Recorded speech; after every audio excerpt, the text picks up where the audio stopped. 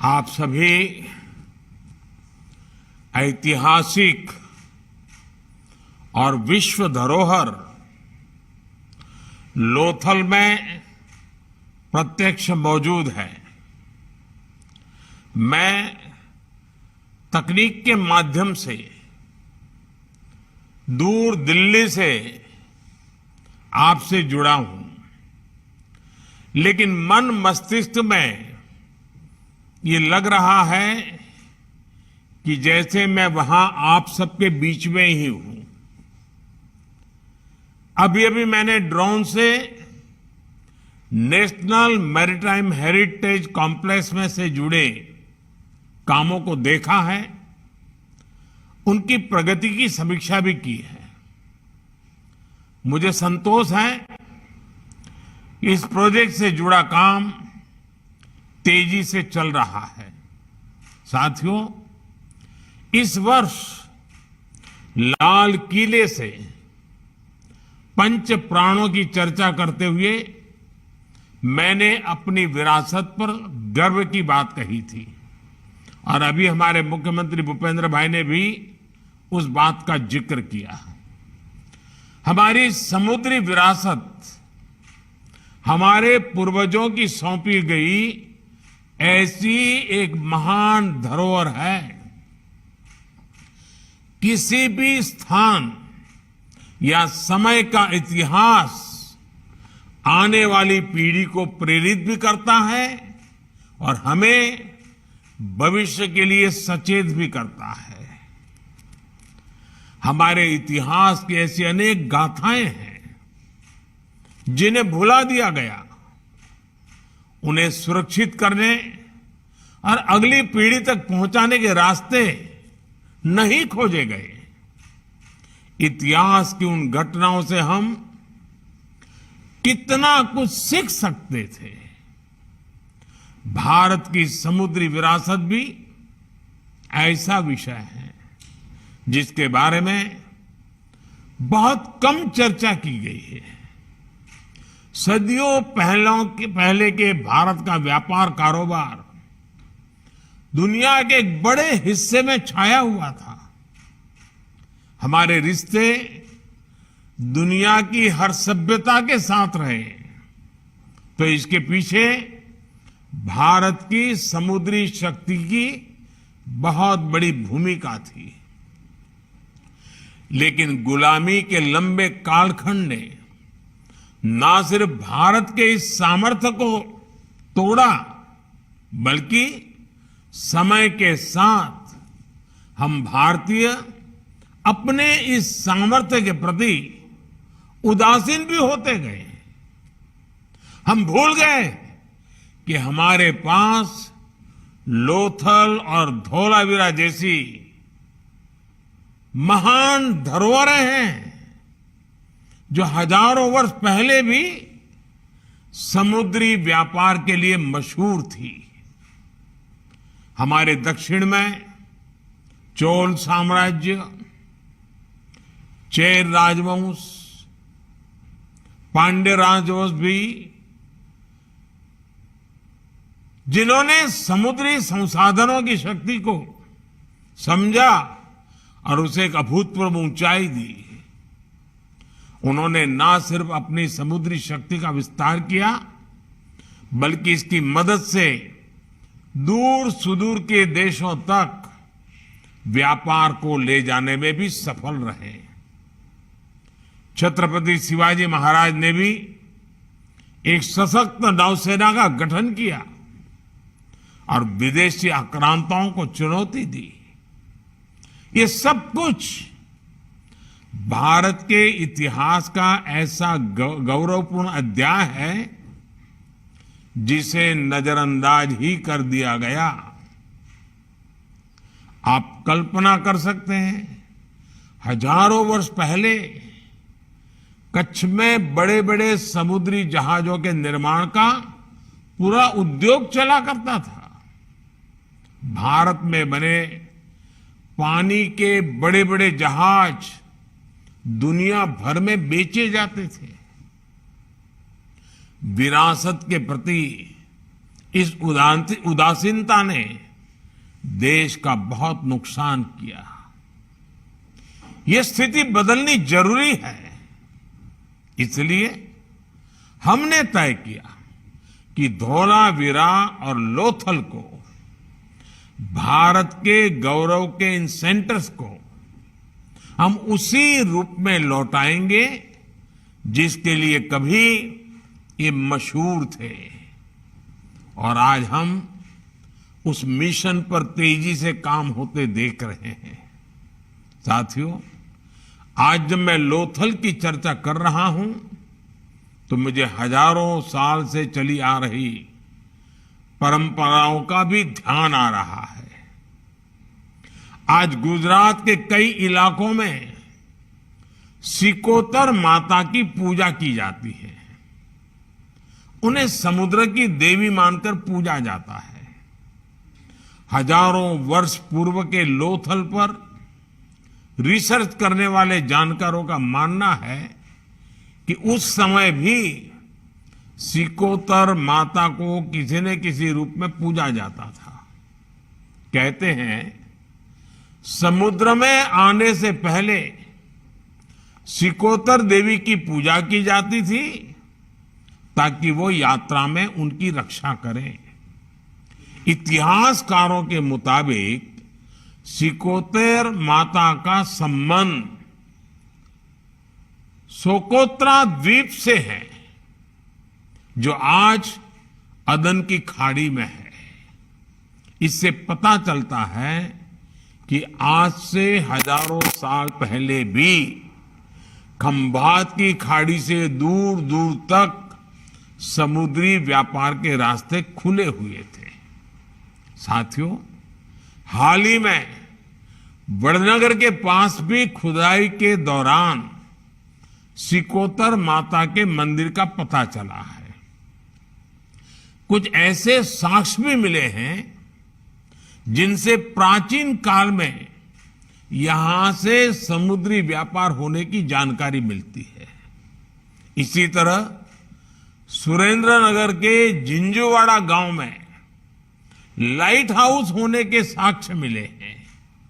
आप भी जानते हैं कि लाइट हाउस जहाजों को रात में रास्ता दिखाने के लिए बनाए जाते थे और देश के लोग ये सुनकर आश्चर्य से भर जाएंगे कि जिंजूवाड़ा गांव से समुद्र करीब करीब 100 किलोमीटर दूर है। लेकिन इस गांव में ऐसे अनेक साक्ष्य हैं जो बताते हैं कि सदियों पहले इस गांव में बहुत व्यस्त पोर्ट हुआ करता था। इससे इस पूरे क्षेत्र में प्राचीन काल से ही समुद्री व्यापार के समृद्ध होने की जानकारी मिलती है।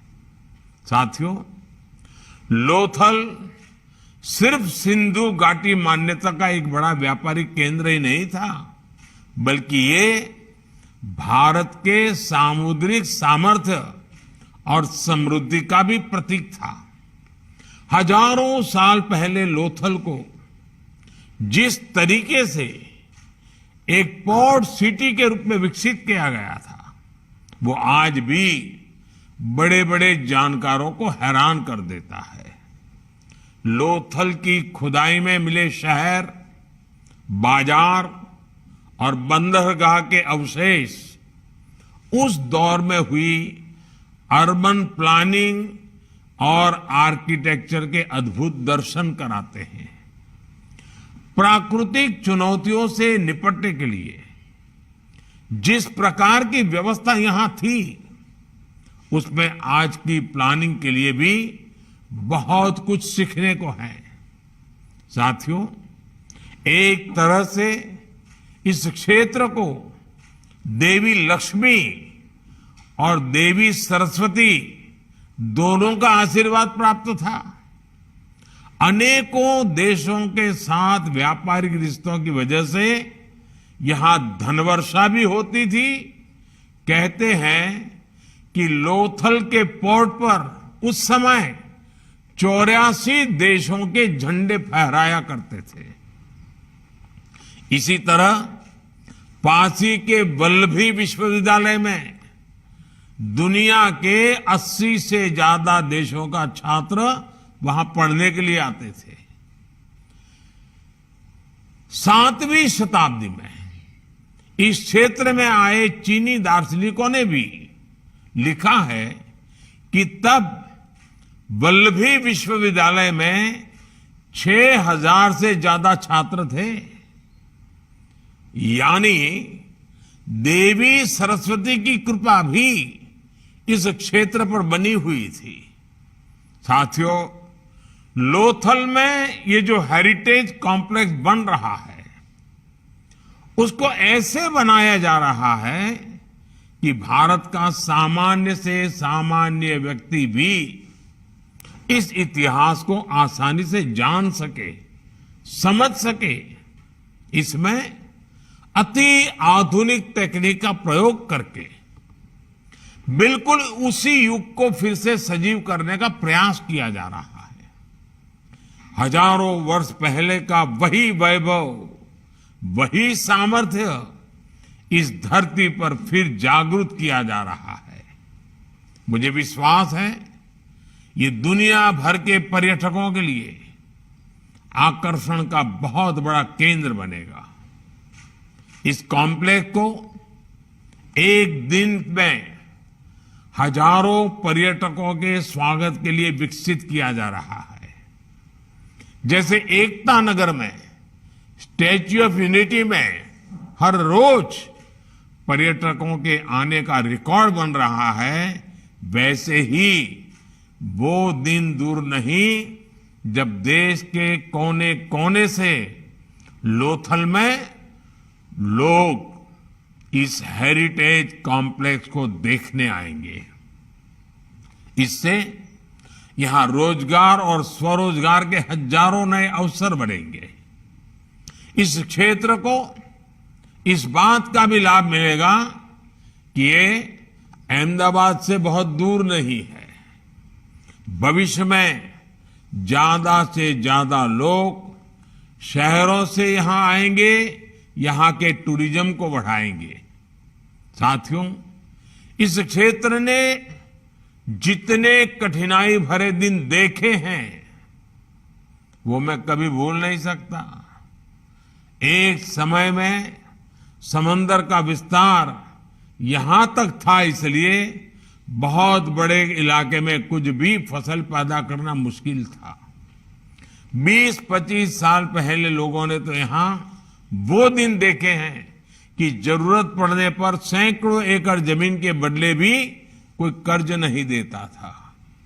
कर्ज देने वाला भी कहता था कि जमीन का मैं क्या करूंगा, जमीन से कोई लाभ तो होगा नहीं। उस दौर से लोथल और इस पूरे क्षेत्र को आज हम बाहर निकाल कर लाए हैं। और साथियों, लोथल और इस क्षेत्र का पुराना गौरव लौटाने के लिए हमारा फोकस सिर्फ हेरिटेज कॉम्प्लेक्स तक ही सीमित नहीं है। आज गुजरात ने तटीय इलाकों में आधुनिक इंफ्रास्ट्रक्चर के इतने काम हो रहे हैं, तटीय इलाकों में विभिन्न उद्योगों की स्थापना हो रही है। इन परियोजनाओं पर लाखों करोड़ रुपए खर्च हो रहे हैं। अब सेमीकंडक्टर प्लांट भी यहां के गौरव को और बढ़ाएगा। हजारों वर्ष पहले लोथल और उसके आसपास का इलाका जितना विकसित था, वैसे ही इस क्षेत्र को फिर से विकसित बनाने के लिए हमारी सरकार पूरी शक्ति से काम कर रही है। जो लोथल अपने इतिहास की वजह से हमें गर्व से भरता है, वही लोथल अब आने वाली पीढ़ियों का भविष्य को भी बनाएगा। साथियों, एक म्यूजियम सिर्फ चीजों या दस्तावेजों को संग्रहित करके रखने और दिखने पर भी का माध्यम नहीं होता। जब हम अपनी विरासत को संजोते हैं तो उसके साथ साथ उससे जुड़ी भावनाएं भी संरक्षित कर लेते हैं। जब हम देश भर में बन रहे आदिवासी स्वतंत्रता सेनानी संग्रहालयों को देखते हैं तो पता चलता है कि भारत के स्वतंत्रता संग्राम में हमारे वीर आदिवासी नायक नायिकाओं का कितना बड़ा योगदान था। जब हम नेशनल वॉर मेमोरियल और नेशनल पुलिस मेमोरियल को देखते हैं तो हमें इस बात का एहसास होता है कि देश की रक्षा के लिए, देश को सुरक्षित रखने के लिए कैसे हमारे वीर बेटे बेटियां अपना जीवन न्यौछावर कर देते हैं। जब हम प्रधानमंत्री संग्रहालय को देखते हैं तो हमें लोकतंत्र की शक्ति का पता चलता है। हमारे देश की 75 वर्षों की यात्रा की झलक मिलती है। केवड़िया एकता नगर में स्टैच्यू ऑफ यूनिटी हमें भारत की एकता और अखंडता के लिए हुए प्रयासों, तप और तपस्या की याद दिलाती है। और आप सबको पता है, एक बहुत बड़ा रिसर्च का काम चल रहा है। अब केवड़िया में सरदार पटेल स्टैच्यू जैसे बन रहा है, क्योंकि सरदार साहब ने राजे रजवाड़े सब इकट्ठे करने का काम किया। तो वहीं पर जो राजे रजवाड़े देश के, जिन्होंने भारत की एकता और अखंडता के लिए अपने राज शासन दे दिए, उनका भी एक म्यूजियम हम बना रहे हैं। अभी उसका डिजाइनिंग काम चल रहा है, रिसर्च का काम चल रहा है। उसके कारण पहले राजे रजवाड़े कैसे हुआ करते थे, क्या क्या करते थे, कितना बड़ा देश समाज का भला करने का काम किया था, और उसी को सरदार साहब के नेतृत्व में देश की एकता के लिए कैसे, यानी पूरा चक्र एकता नगर में कोई जाएगा तो राजे रजवाड़े से लेकर के सरदार साहब तक की यात्रा में किस प्रकार के भारत का एकीकरण हुआ, वो काम वहां हो रहा है। और रिसर्च का काम चल रहा है। निकट भविष्य में निर्माण कार्य भी शुरू होगा। बीते 8 वर्षों में हमने ये जो धरोहरें देश में विकसित की है, इससे भी पता चलता है कि हमारी विरासत का विस्तार कितना बड़ा है। मुझे विश्वास है लोथल में बन रहा नेशनल मैरीटाइम म्यूजियम भी सभी भारतीयों को अपनी समुद्री विरासत को लेकर गर्व से भर देगा। लोथल अपने पुराने वैभव के साथ फिर दुनिया के सामने आएगा। इसी विश्वास के साथ आप सभी का बहुत बहुत आभार, आप सबको बहुत बहुत शुभकामनाएं। અને અહીંયા લોથલમાં આટલા બધા ભાઈઓ બહેનો બેઠા છે તો હવે દિવાળી સામે આવી રહી છે। એ તમને બધાને આવનારા દિવસના દિવાળીના પણ ખૂબ ખૂબ શુભેચ્છાઓ, અને ગુજરાતમાં તો નવું વર્ષ પણ આવે તો તમને નવા વર્ષની પણ ખૂબ ખૂબ શુભકામનાઓ। ખૂબ ખૂબ ધન્યવાદ બધાના।